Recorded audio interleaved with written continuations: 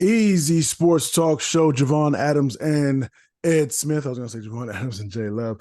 But so I am Javon Adams. I am an MC, an entrepreneur, marketing dude, all kinds of stuff like that. And with me is a man who is an author. He's a great father. He's even a great grandfather, not great grandfather. He's a wonderful grandfather. So let's get it in perspective. Played in played professional baseball and also in the National Football League on that first Super Bowl bound team for the Atlanta Falcons. Of course, I'm talking about none other than Ed Smith. What is good, my brother? Long wait is almost over, man. Tomorrow the real thing kicks off. I was around I was somewhere walking around and I heard somebody talking about, yeah, this is the best time of year, man. Football. When football comes, I thought of you. I said, good Lord. Good Lord. So we do this thing here 3 days a week, Monday, Wednesdays, and Fridays. Tell a friend and tell a friend what we got going on here. So that's, of course, in podcast form. You can also make sure you check out ezsportstalk.com, ezsportstalk.com. On Saturdays, you can catch us on the airways for the Easy Sports Talk show on Sports Map Radio. You can go to sportsmapradio.com if you're not in one of the 98 markets that we broadcast in, and it's 1 to 3 Eastern or 10 to 1 Pacific. Anyway, you do the whole change there. So 1 to 3 Eastern, 1 to 3 Eastern, and then of course we do the Believe in the Arizona Cardinals podcast as well. New episode will be coming out tomorrow, so Thursday. So a few things I wanted to talk about. There are certain things that have legs. Sometimes, again, we talked about the shorter news cycle, where 24 hours if you're lucky, 48 hours if it's something that's really hot. But over the weekend, when we were on our show, the game that was going on, I knew this was going to have some legs, and so I'm kind of glad that it does. But I think that, in my opinion, some folks are missing out on the on the being able to find the nuance in this. And of course, I'm talking about Colorado University, University of Colorado. Anyway, Colorado Buffaloes. They ended up beating TCU, and so of course this is Deion Sanders' his first game as in the Power Five, soon to be Power Four, Power Five conference here in the Pac-12. So he wins. One of the things that happened is that he comes from, of course, Jackson State. Really overhauls, and that's one of the big things, is that he overhauled that roster with, I think, overall it's 60 plus new players that via the transfer portal. He comes to the team his first hour in the locker room when, before that previous season was over, last season was over, and he tells all the kids in Colorado, he says, y'all gonna need to just go ahead and jump in the portal, just go ahead and go. But if you know Deion, he is very confident. He's very confident, and he's very arrogant. He's very self-assured, to say the least. And that's going back to his playing days at Florida State University. And so there's been, people fall on one side or the other. So I know I have my thoughts, because I'll have my thoughts that I want to share in terms of how I feel about Deion, that I think some folks are missing out on here in terms of some of the celebrations that are going on. Besides the fact that it's really just one game, Ed, it's just one game. But That's all it is. I want your thoughts on this whole Deion thing before I wax poetic. Well, for me, if it was brought with a less braggadocious method, I me, I love my black man. I'd love to support him. Yeah, I just and I here's the simple truth is Deion could be purple, he could be orange, he could be white. It wouldn't matter. yeah, I'm just not a fan of the way the message is being brought by him. It's in essence, if you think about it, it should be more about the kids. It's still all about Deion, even as the coach. I mean, I know he bragged on his kids, his sons and the players, but it's still about him, in my opinion. And that's where I have a hard time swallowing it, meaning, you know, I'm rooting for him, but I'm at the same time, it's like, wow, can we quiet down a little bit? yeah, One, it is just one game. yeah, And, it was a TCU team. Here's the thing, you can't look at it from both sides of the glass. Like from someone like myself, if I was TCU is going to mollywop them, and then they don't get mollywopped. I can't all of a sudden, TCU is not the same team. Yeah, they beat a team that everybody thought was ranked 17 in the country, I think, or whatever it was. Yeah. So yeah, it is a big feat, especially going on the road to do it. My thing is slow your roll. It's a long season. If it was a 1-game season, they'd be in the championship game right now. They'd be in and then the battle of the getting ready for the final four. This is 1 game. Like I said, it's still all about Deion, and that's what I have a problem with. We'll see. The thing is, if he starts stacking them, then we got to give him his props. Yeah. If they fall off this week, or they got a pretty good schedule coming up. What's amazing, Jay, is that they pushed him up to. They jumped up to 22, I think, ranked 22 all of a sudden. Now, how you gonna be ranked? Go up to 22 when you beat a 17th ranked team? I know that there were I know Clemson lost. I get some of that stuff, but come on, man, that seems so over. That seems like such a knee jerk reaction. It's not as if they beat a top 5 team. And you were so. At one point, there were people were saying they were going to be the worst team in all of college football, right? Mm-hmm. So let's just say they take 120 schools into consideration, right? Yeah. So if you're supposed to be one of the worst, let's say you're not even 120 or 115, right? Okay. So technically speaking, you just jumped from 115 to 22. Speak on it. Speak on it. So now we're supposed to believe that either your ranking system is messed up yes with this preseason thing, yes, or you had a bad take on the Colorado team to begin with, one or the other. But for them to jump up to 22 all of a sudden, and now we're gonna ride the hype train. We'll see how it goes, 1 game at a time. And they got a pretty good schedule coming up. And the one point I want to make, I'll be quiet after this, is they had this team. They were 1-11 last year, and their over under was 3.5, I think. Mm-hmm. They still only bumped them up to 5.5. So then they're gonna drop right back out of the top 25 again. Yeah. So the number 22 team in the country is still only projected to win 5.5. Their over under is 5.5. Yeah. So if they stay true to form, we'll listen to this for a little bit. Now, what we'll keep an eye on is if they start to falter, and I'm not saying they will, because they look pretty doggone good. Mm-hmm. If they start to falter, then the question is, okay, how braggadocious were you at 1-0, Deion? How much running around and running your mouth are you going to be? Or, it's a rebuilding, and we had 80 transfer players, and at 1-5 or something like that, or 2-6 or whatever it is. So we'll keep an eye on it. We have to eat crow sometime, and all of us, me, not you, my son, you guys don't have to eat too much crow. I got to eat a whole lot of crow, and we'll see how it goes from here. Yes, sir. Yeah, I agree with you there. Here's my thing with Deion. So I've said it lately, and maybe this is if I keep saying it this way, I'll switch up the saying. But both things can be true. You can root for somebody to be, or I'm not necessarily saying I'm rooting for him, but it's cool. It'd be cool to see him succeed. That's cool because it doesn't really impact me one way or the other. It's not as if he's playing. It's not as if he's coaching my alma mater or something like that. But it's cool to see black man be successful, right? But so having said that, the thing is, Deion and I am in that same quadrant, and I don't know how extreme or where I am in that quadrant.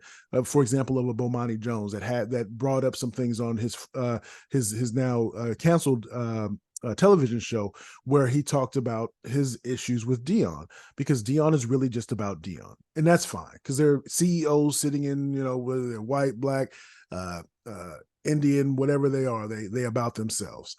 So that's not surprising here. But the thing is, when he went to Jackson State, he said, I want to show how these HBCUs, and I'm paraphrasing, but I want to show how these HBCUs that there's talent here. There's talent here, and that we need the same type of love and support from the alumni base and all these things. And we're going to do that here at Jackson State. And so cool. So, I wouldn't expect you to stay for years and years and years. You can leave whenever you want. That's the wonderful thing about this country. You get a job offer, you can go ahead and take it. But he said that God told him to come to Jackson State, to the HBCUs. Okay. So now when he was there for 3 seasons. 3 seasons, what, 27 and 20, 26 and 26 and 7 record. I want to say 10, 20, 23, yeah, 27. So 26 wins over at Jackson State. So over the course of 3 seasons, did a great job. But his presence impacted the attendance. So the attendance goes up. So about between 5 to 8,000 additional attendees a game. They were already in the low to mid 30s in terms of attendance for their home games, right? So then all of a sudden he gets this opportunity for a Power 5. And we all knew that Deion wanted to go to a Power 5. We all knew that. We knew that. He would love to have been started over at Florida State if the choice was his. And so then he says, well, God changed the plan. God told me to. That's my issue, because you say that the HBCUs need all this love, and then your job isn't done in that regard. Again, you can leave whenever you want. That's cool. I'm not hating on nobody, because I know I don't want somebody hating on me if I decide to make a career change or make a jump. Don't hate on me. Just encourage me, right? But don't say that the job is done. I did what I came to do, because you didn't do what you came to do. You didn't finish it. You're not even halfway through it, because that sample size is smaller than you would think. And that's the issue that I have. And so when people are saying, yeah, black man, we can root for the black man all we want, but then it's also, we want to talk about, grandpa, he drink a little bit too much, but he's a great man. He's a great man in society. He'll help the neighbor, but just sometimes he drink a little bit too much, right? So we can say both things. And it shouldn't be hating if we're pointing out the fact that you are lacking on one, that you are found wanting on the ledger at some point. Well, once again, like I said, the message is, even when he was screaming SB or HBCUs and stuff like that, it was all about Deion. And you notice, Jay, what did he do? Not only did he leave the mission early, hey, I'm taking as many of y'all with me as I can to leave this program that I started to build up. I'm gonna break it down just as fast on the way out the door, because I'm gonna take all the talent and leave what's left over. If it's all about the HBCU, it's all about the players. Shouldn't he have had 60 transfers from his own university come on over? I want to give you guys an opportunity. No, it was, I want this one, that one, definitely my 2 sons. I want these and this, and I'll see y'all later. Good luck with everything moving forward. I've given you everything I got, and now be successful. Okay. How much are we talking about the HBCUs now that he's gone? He just left them behind. But once, like I said, it's all about Deion. It didn't have anything to do about the HBCUs. That was, like you said, that was the only platform he could get out the gate. And then as soon as the others came a calling, it was not how fast or where he's going. It was, he couldn't wait to get out of there fast enough. So, that's just Deion now. Yeah, and that's the issue might be too strong, because I'm not spending my day thinking about Deion, but the hype machine that goes on to it. You got to just understand. I was going to say be careful. Not just Deion, just understand that you're dealing with these kids, these young men who have to take responsibility for their own path, but just understand that, man. Just understand that, because you focused on you, and you try, and what you leave in your wake, it's something to be aware of. That's what I'll say there, if nothing else. I would give everybody a warning at Colorado. As much as you think he loves that program, and give him a couple years and somebody comes knocking at the door, there'll be a trail of smoke behind him getting to the next stop. Yeah. So and we've seen coaches like that have a lighter hue of skin too. So when you think of Ryan Kelly, who bounced from Cincinnati to go to wherever, so it's these coaches they are very mercenary in that way. They'll jump from team to team. What is it, my man that's over there at Ole Miss? That was with USC and was with Tennessee for a little bit. So so he was a super mercenary. Lane Kiffin, he jumped, bro. He jumped as quick as can be. So those are just kind of keep that stuff in mind, man. Just when folks who are rooting for him, root for him to succeed, but just kind of keep it all in perspective, because also, what is it, the coach for Clemson, he is very bombastic and very arrogant as well. And Yeah, when you well, get your comeuppance, Dabo Swinney, when he, sometimes you got to learn how to win gracefully, be confident, and even when you stay on that journey, and not to humble yourself in such a way that you're never happy, and you're never smiling, you never rejoice. But you got to find that good range there, because extreme highs and extreme lows, that ain't the way to live your life, man. humble pie, bro. It's always that. It's waiting out there for everybody to take a bite of it. Indeed. Well said. Well said. So this is Easy Sports Talk Show. This is week one of the week one that we are in the National Football League. What I see, Kelsey may not end up playing. Got injured. What is the biggest thing that you're looking for in week one? Just because game one, we got the wonderful matchup of the Lions, the Lions and the Chiefs. So Nice Chiefs. so what is it that you are looking for in week one? Because it's, the same way that we overreact, such as with the Colorado win, saying, oh, they won it. Oh, this is the beginning of great things. Same thing can happen where a team loses, goes 0-1, and next thing you know, they're trying to say, well, this is going to be a terrible season, when you rebound, and by the end of the season, you're in the playoffs, and also you're 1-0, like I think Chicago was last year, and we saw what happened with them. What excites you most about week one? Well, I love that. Obviously these games start to count now. The big thing for you and I have talked about this over the last couple to a few years is the fact that the first month of the season has now become the preseason, if you ask me, Yeah. in terms of cohesiveness for these teams. The offenses usually start out behind the defenses, because defense or offense, we know it's about choreography. Those guys are out there to all be in step together.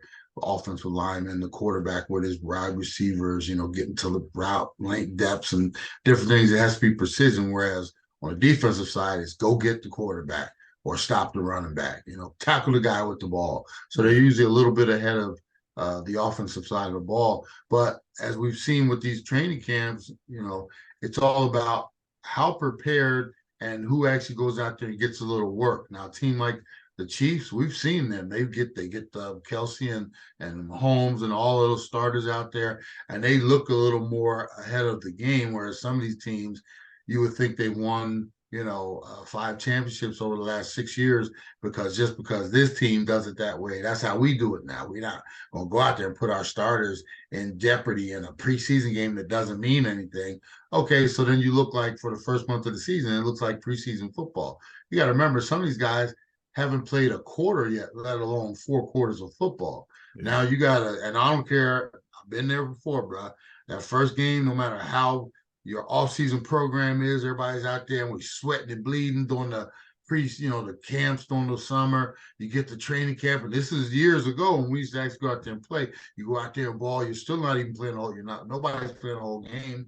Even, if you're lucky, back then, guys would go out and get 2 quarters in, come out and get one half, after halftime, get one series, so you can get the experience of coming out after half, right? Okay, mm-hmm. What happens in the regular season when the regular season gets here, you got to go out and play that whole second half, right? So you got guys who are going to be up in their snaps, haven't worked a whole lot together. It's not going to look great. What I'm looking for is the teams that can put it together the fastest. It's almost like a race to the end of September, who can start formulating and start making it look really good the quickest, because teams are going to be unprepared. You got quarterbacks. Let's take an Aaron Rodgers. He's been playing all these practices and everything, where wearing the red jersey. Nobody, he went out there for 4 or 5, 6 snaps in his preseason debut. They get a touchdown. It's like, oh, get him off the field. Yep, yeah, success. So, okay, now we get ready to go play the Buffalo Bills, who don't care what color jersey you're wearing, your whites or your greens, because they're going to come get you. And now the amp is, turned up on the linemen. Everything is magnified now, and it's going to be an ugly mess for some teams. Some teams are going to some teams are going to trip into it, make mistakes, and look good. Some teams are going to look good because they prepped. I like the Chiefs, even though they have a couple injuries and stuff like that. Yeah. And the other teams are going to be trying to figure it out for the next 3 weeks leading up to the end of September, early October. So that's That's my takeaway. It's not going to look pretty, and this is going to be the norm until we get back to figuring out some way to get more work or let these offensive linemen get a little more prepared somehow. But yeah, it's going to look ugly to begin with. But I don't care how ugly it is, Jay. It's real football. It actually counts. So all these stats and fantasy is back. Finished my last draft on Monday. It's all real now, bro, because that team is drafted, and nothing we can do to take it back now. So let's go. I'm coming by your house. Maybe it's for the second game. Maybe I'll stop. I'm gonna stop through because I'll make sure I'll take a shower because I'm gonna run after church on Sunday. So I'm not walking through your house all funky and stuff, just to be in just to be in wonder as you go from game to game. Remember, this is that new, and we had to buy it. That doggone YouTube TV. Are you charging? You charging at the door? I'm not charging, but I'm just saying that you got better people. I don't know. Normally, when you came, I had my direct TV set up. Sir. I don't even know how this is going to work. So don't judge me on the debut, because this is your preseason too. This is my preseason too. I made the purchase, and I'm not even know what it's going to look like till game day. Meaning with the YouTube TV, and I got to figure out what to do with this second TV because the one on the right isn't a smart TV. So I take the one out of my office and put it. There's all kind of stuff that needs to be figured out, man. So it's my preseason too. All right, so believe Easy Sports Talk Show, Javon and Ed. So all right, let's go local with the Arizona Cardinals. I'm gonna give you some names, some captain names. So we got Budda Baker, safety Budda Baker. We got running back James Conner. We got offensive lineman DJ Humphries. We got linebackers. Now here's something interesting: Kaiser White and Dennis Gardeck. It's interesting that they're one of the okay. And then there's one name that's on there, Kyler Murray. Now, Kyler Murray's not playing right now. He's on the PUP. So he's at least the first 4 weeks of the season, he's not playing. Yeah. That, when I saw that headline, that caught my eye. How is that a common thing? That would seem to be an uncommon thing, to have somebody who is injured to start the season. It's one thing if you start week 1, week 2. I mean, so before the season starts, you're ready to play, and you get injured week 3, and you're still a captain. All right, you still do your captain duties, right? But that struck me as a little odd, and I wanted your thoughts on it. If I'm on the active roster right now, I'm insulted by that. I know he's the quote unquote franchise quarterback, but would you take a linebacker who's injured, not even supposed to play till early in the season or mid-season at best, to make him a captain? No, just because this dude's a quarterback, well, he's the franchise quarterback. We believe in him. Yeah, this is one of those instances, man. Don't believe this with the old 3-card Monty, man. They go, hey, look over here. They're going to try to take our attention away. Yeah. And then as the season progresses and we start to see more of their overall plans, like, wait a minute, we thought you loved Kyler Murray. How come all of a sudden he says he's ready to play, and you got, well, no, out of precaution, we want to make sure that let's keep an eye on this. Yeah. It's old 3-card Monty, man. I'm telling you, I've never been on a team where a guy that wasn't able to start the season was all of a sudden granted a captainship. Okay. Wait. Did you said granted? Granted. Because our captains, you should earn them, right? They should be earned, right? You said granted. I'm trying to pick out. I'm trying to be more. Trying to be an active listener. You said granted, and it's supposed to be earned. Granted, not earned. Okay. So now, what's captain supposed to do? Captain's supposed to be on the field, guiding and leading the team. Okay. So, and here's the thing. Now, I swear, Jay, I don't know where he is in his progression of his rehab, but when you're rehabbing, and especially when you're on a PUP and stuff like that, your schedule isn't our schedule. Your schedule is, yes. He's on a rehab schedule right now where guys are getting into the building at this time for meetings, and he might be on a whole new schedule where by the time he gets there, everybody's already in meetings, already on the grind for the day. His first stop is the whirlpool or something like that, get everything warmed up, and then go do his rehab in a totally separate facility, or part of the facility, while everybody else is out there prepping for a game. You got your Wednesday practice, you got your Thursday practice, where hitting it up. He's in the training room, getting his final rub down and stuff like that. Yeah. Meanwhile, it's like, well, what does it do with the C on his chest? Oh, he's just finishing up. And I don't even know the rules or anything. When he's done with his and I've seen it before, Jay. Yeah. Guys are on their schedule when they're done with their day of rehab. What they do? They jump in the car and they go home. It's not about sitting in meetings and even dare say we've already had issues with him studying playbook, right? Why am I studying on the playbook? I ain't even playing for 3 or 4 or 5 weeks. Go home and give me some halo in, bro. So there's all kind of dynamics here, and for them just to give him a captainship, I said, no, he could be one of those dudes. We don't know. He could be showing up before the sun comes up, getting his rehab in, and then going the whole day, following the quarterback, going into the quarterback room, sitting. We don't know, but actually, he could be one of those dudes that when his work is done, his day is done, he goes home to get off that leg. You can't be standing on that thing all day, Can't be out there standing around for practice. So he, got to go home and get his rest. So to be granted a captainship, I call BS on it. And well, let's wait and see once the time comes around for him to either, I guess be closer to being active and stuff like that. But I think it's BS myself. I wouldn't have given him that captainship. I would have made him come back, earn his stripes once he came back, and then we can give it to him, talk to about them. But just to give him one now, I'm sure there's some guys, whispering behind the doors. Oh, you think so? Gotta Yeah. be, right? Yeah. Ooh. Real quick, did you see that Gannon? I don't know if you can call it a speech. The thing about did you take the bus here or did you drive here? Yeah, it was a poorly put together imaging. The show itself, the flight plan itself, that episode was better. When they cut that to do the preview of it, they made him look very. I'm sure very blah. I hope he got a little more hype trying to get the guys' attention in other episodes because that was who rode here, who took the bus. Around the road. Yeah, that was bad. Yeah, the video department they get a thumbs down for that one, especially then for splicing it together to get that.